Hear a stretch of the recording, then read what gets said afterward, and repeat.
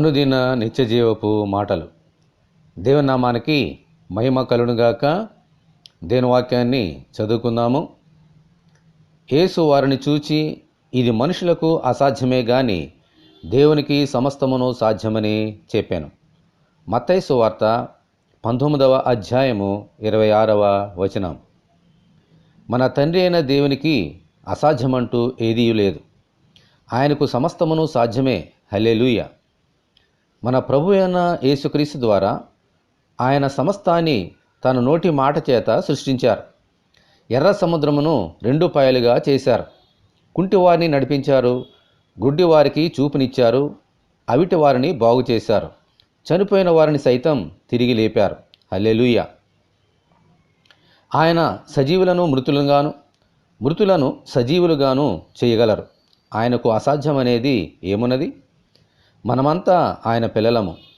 మనకు అసాధ్యమైనవన్నీ మన తండ్రికి సాధ్యములే. అయితే మన జీవితంలో అసాధ్యములైనవి సాధ్యము కావాలంటే ఆయననే నమ్ముకోవాలి.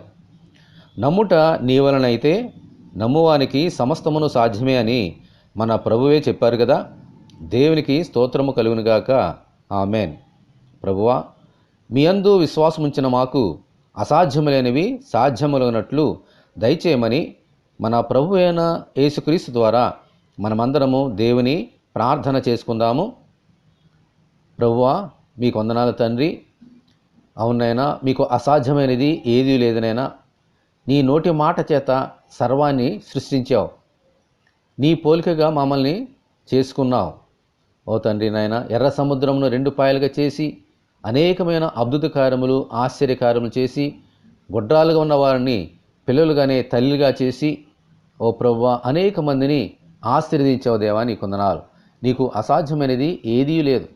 అటువంటి దేవుని మేము కలిగినుట మాకెంతో ఆశీర్వాదకరము. మేము ధన్యులమునైనా.